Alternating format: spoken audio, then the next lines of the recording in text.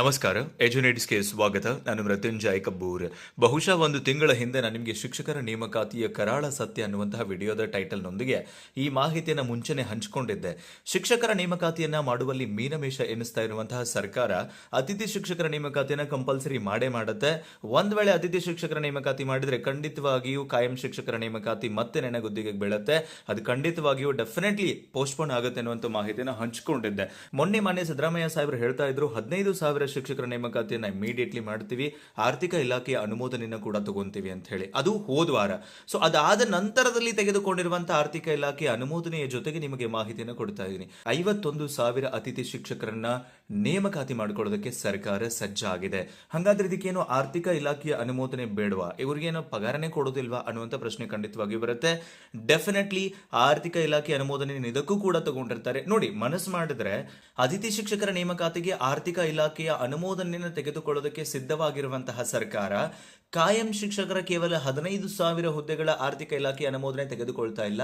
ಯಾಕೆ ಅನ್ನುವಂಥದ್ದು ನಿಜಕ್ಕೂ ಒಂದು ಆಶ್ಚರ್ಯಕರ ಪ್ರಶ್ನೆ. ಬಿಕಾಸ್ ಈ ಒಂದು ಆದೇಶದ ಪ್ರತಿಯನ್ನು ನೋಡಿದ ಕೊನೆಗೆ ಈ ಆದೇಶವನ್ನ ಆರ್ಥಿಕ ಇಲಾಖೆಯ ಟಿಪ್ಪಣಿ ಸಂಖ್ಯೆ AI 371 ವೆಚ್ಚ 8/2026 ದಿನಾಂಕ 25/2026 ನೀಡಿರುವ ಸಹಮತಿ ಅನ್ವಯ ಹೊರಡಿಸಲಾಗಿದೆ. ದಟ್ ಮೀನ್ಸ್ ಆರ್ಥಿಕ ಇಲಾಖೆಯ ಅನುಮೋದನೆಯೊಂದಿಗೆ 51,000 ಅತಿಥಿ ಶಿಕ್ಷಕರನ್ನ ನೇಮಕಾತಿ ಮಾಡಿಕೊಳ್ಳಲಾಗ್ತಾ ಇದೆ. ಸೊ ಈ ಒಂದು ಮನಸ್ಥಿತಿ, ಯಾವ ಒಂದು ಮನಸ್ಥಿತಿ ಅಂದ್ರೆ ಶಿಕ್ಷಕರ ನೇಮಕಾತಿಯನ್ನ ಮಾಡಲಾರ್ದೆ ಹೊಸ ಶಾಲೆಗಳನ್ನ ಸೃಷ್ಟಿ ಮಾಡ್ತಾ ಇರುವಂತಹ ಪ್ರಮೇಯ ಇರಬಹುದು ಅಥವಾ ಮತ್ತೆ ಯಾವುದೇ ಇರಬಹುದು, ಇಂತಹ ಪ್ರಯತ್ನಕ್ಕೆ ಮುಂದಾಗ್ತಾ ಇರುವಂತಹ ಸರ್ಕಾರ ಸರ್ಕಾರಿ ಶಾಲಾ ಶಿಕ್ಷಕರ ನೇಮಕಾತಿಗೆ ಮೀನಮೇಷ ಎನಿಸ್ತಾ ಇರೋದು ನಿಜಕ್ಕೂ ಶೋಚನೀಯವಾದಂಥದ್ದು. ಯಾಕೆ ಅಂತಂದ್ರೆ ಸುಮಾರು 3-4 ವರ್ಷಗಳಿಂದ ಬಕಪಕ್ಷಿಯಿಂದ ಕಾಯ್ದು ಕೂತ್ಕೊಂಡಿರುವಂತಹ ಆಕಾಂಕ್ಷೆ ಕಡೆಗೆ ಇವತ್ತೆಲ್ಲ ನಾಳೆ ಅವಕಾಶ ಸಿಕ್ಕೇ ಸಿಗುತ್ತೆ ಅಂತ ವೇಟ್ ಮಾಡ್ತಾ ಇರುವಂತಹ ಆಸ್ಪಿರೆಂಟ್ಸ್ಗೆ ಕೊನೆಗೂ ಮತ್ತೆ ನಿರಾಸೆಯಾಗಿದೆ. ಆದರೆ ಇದು ಯಾವಾಗ ನೇಮಕಾತಿ ಆಗುತ್ತೆ ಕಾಯಂ ಶಿಕ್ಷಕರದು ಅನ್ನೋದಕ್ಕೆ ಸಂಬಂಧಪಟ್ಟಂತೆ ಸ್ಪಷ್ಟತೆ ಕೊಡೋದು ಇನ್ಮೇಲೆ ಸ್ವಲ್ಪ ಕಷ್ಟ. ಯಾಕೆ ಅಂತಂದ್ರೆ ಅವ್ರ ಹತ್ರ ಈಗ ಶಿಕ್ಷಕರಿದ್ದಾರೆ. ಅವರು ಯಾರೋ ಪ್ರಶ್ನೆ ಮಾಡಿದ್ರು ಕೂಡ ನಾವು ತಾತ್ಕಾಲಿಕವಾಗಿ 51,000 ಶಿಕ್ಷಕರನ್ನ ನೇಮಕಾತಿ ಮಾಡಿದೀವಿ ಅನ್ನೋದಕ್ಕೆ ತಮ್ಮ ಹತ್ರ ಉತ್ತರವನ್ನ ಕೂಡ ಇಟ್ಕೊಂಡಿದ್ದಾರೆ. ಜೊತೆಗೆ 800 KPS ಶಾಲೆಗಳಿಗೆ ಶಿವಮೊಗ್ಗದಿಂದ ಚಾಲನೆಯನ್ನು ಕೂಡ ಕೊಡ್ತಾ ಇದ್ದಾರೆ.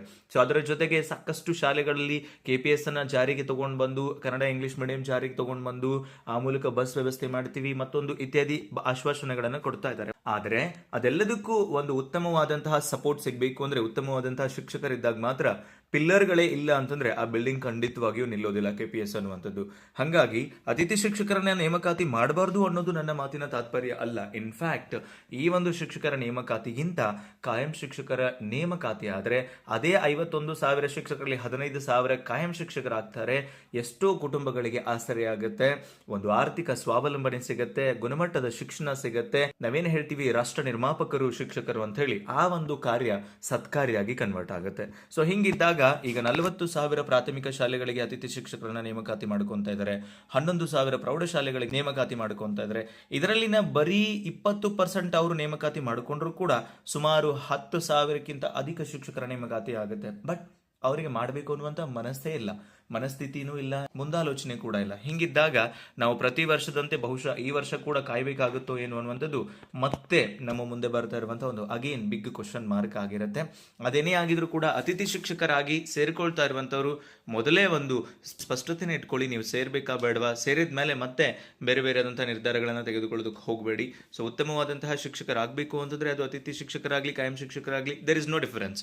ಶಿಕ್ಷಕರು ಶಿಕ್ಷಕರೇ, ಅತಿಥಿ ಶಿಕ್ಷಕರಂತಾಗ್ಲಿ ಅಥವಾ ಇನ್ನಾವುದೇ ಕಾಯಂ ಶಿಕ್ಷಕರಂತಾಗ್ಲಿ ಯಾವುದೇ ಡಿಫರೆನ್ಸ್ಗಳಿರೋದಿಲ್ಲ. ಇನ್ಫ್ಯಾಕ್ಟ್ ಸರ್ಕಾರ ಮಾತ್ರ ಈ ವಿಷಯದಲ್ಲಿ ಖಂಡಿತವಾಗಿಯೂ ಆಟ ಆಡ್ತಾ ಇದೆ ಅನ್ನುವಂಥದ್ದು ಬಹಳ ಸ್ಪಷ್ಟವಾಗಿ ಗೋಚರಿಸ್ತಾ ಇದೆ. ಹಂಗಂತ ಹೇಳಿ ಗೆಸ್ಟ್ ಟೀಚರ್ ನೋಟಿಫಿಕೇಶನ್ ಬಿಟ್ಟಿದ್ದಾರೆ, ಕಾಯಂ ಶಿಕ್ಷಕರದ್ದು ಬಿಡಂಗಿಲ್ಲ ಅಂತಲ್ಲ. ಡೆಫಿನೆಟ್ಲಿ ವಿಳಂಬ ಮಾಡ್ತಾರೆ, ಇಂಟೆನ್ಷನಲಿ ಉದ್ದೇಶಪೂರ್ವಕವಾಗಿ ವಿಳಂಬ ಆಗುತ್ತೆ ಅನ್ನೋದನ್ನ ಮತ್ತೊಮ್ಮೆ ಸ್ಪಷ್ಟಪಡಿಸ್ತಾ ಈ ಸಂದರ್ಭದಲ್ಲಿ ಸನ್ಮಾನ್ಯ ಮಧು ಬಂಗಾರಪ್ಪ ಅವರಿಗೆ ಖಂಡಿತವಾಗಿಯೂ ನಾವು ಸನ್ಮಾನ ಮಾಡಲೇಬೇಕಾಗುತ್ತೆ. ಯಾಕೆ ಅಂದ್ರೆ ಈ ಮೊದಲು ಹೇಳಿದಂತೆ ಜೂನ್ 1ನೇ ತಾರೀಕಿಗೆ ಶಾಲೆಗಳಲ್ಲಿ ಹೊಸ ಶಿಕ್ಷಕರನ್ನ ಬರಮಾಡ್ಕೊಳ್ಳೋದಕ್ಕೆ ಬಹುಶಃ ಪಾಪ ವಿದ್ಯಾರ್ಥಿಗಳು ಇನ್ನೂ ಕಾಯ್ತಾ ಇದ್ದಾರೋ ಏನೋ ಅಂತ ಹೇಳಿ, ಬಹುಶಃ ಅವ್ರು ಹಿಡ್ಕೊಂಡು ನಿಂತಹ ಆ ಹೂವುಗಳು ರೋಸ್ಗಳು ಬಹುಶಃ ಒಣಗೋಗಿರ್ಬೇಕು. ಆ ಹೊಸ ಹೂಗಳನ್ನ ಆದಷ್ಟು ಬೇಗ ಮಧು ಬಂಗಾರಪ್ಪ ಅವರ ವಿದ್ಯಾರ್ಥಿಗಳಿಗೆ ಕೊಡಿಸ್ಲಿ ಅಂತ ಹೇಳ್ತಾ ನೋಡೋಣ ಯಾವಾಗ ಆಗುತ್ತೆ ಏನು ಅನ್ನೋದನ್ನ ಖಂಡಿತವಾಗಿಯೂ ನಿಮ್ಮ ಜೊತೆಗೆ ಮತ್ತೆ ಮಾತನಾಡ್ತೀನಿ ಅಂತ ಹೇಳ್ತಾ, ಸೊ ಯಾರೆಲ್ಲ ಅತಿಥಿ ಶಿಕ್ಷಕರಾಗಿ ಸೇರ್ಕೊಳ್ಬೇಕು ಅಂತ ಅನ್ಕೊಂತಾ ಇದ್ರಿ ನಿಮ್ಮೆಲ್ಲರಿಗೂ ಶುಭ ಹೋಗ್ಲಿ, ಆಲ್ ದಿ ಬೆಸ್ಟ್ ಹೇಳ್ತಾ ಸಿಗೋಣ ಮತ್ತೊಂದು ವಿಡಿಯೋದಲ್ಲಿ. Thank you so much, have a good time.